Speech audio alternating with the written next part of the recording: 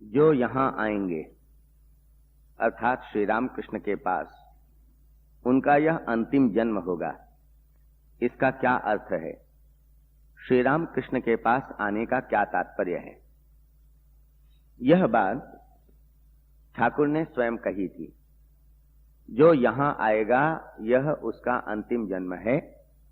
और वे यह कहा करते थे, जो ठीक ठीक साधक है उसको यहां पर आना पड़ेगा।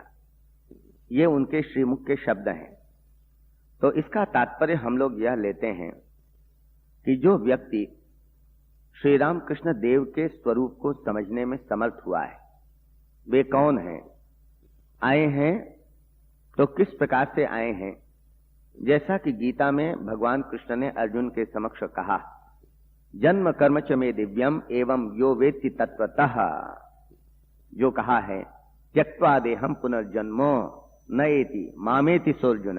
बिल्कुल ठीक यही बात कि जो मेरे जन्म और कर्म की दिव्यता को जान लेता है वह अंत में मेरे पास ही आता है और शरीर को छोड़ने के बाद मुक्त हो जाता है। वह फिर से संसार में लौट करके नहीं आता। तो बिल्कुल यहां पर यही तत्व ध्वनित हुआ है। तो मतलब यह है कि श्री राम कृष्ण के पास जो ऐसी श्रद्धा से आते हैं, ये युगावतार हैं। प्रभु युग युग में अवतरण करते हैं भक्तों पर कृपा करने के लिए। ऐसा दृढ़ विश्वास लेकर के जो उनके पास आते हैं, इस मानो कहा गया है इसके माध्यम से कि उनका फिर से जन्म नहीं होता, वे मुक्त हो जाते हैं। मुक्त होने के दो मायने। एक तो यह हो सकता है कि वे ठाकुर लोक में चले जाते हैं, कि श्री राम कृष्ण के पास वह चिन्मय लोक जहां पर वे हैं वहां पर वे चले गए। और यदि उनको उस प्रकार की मुक्ति की इच्छा हुई जिसको हम ज्ञान की मुक्ति कहते हैं, तो ऐसी मुक्ति भी संभव है।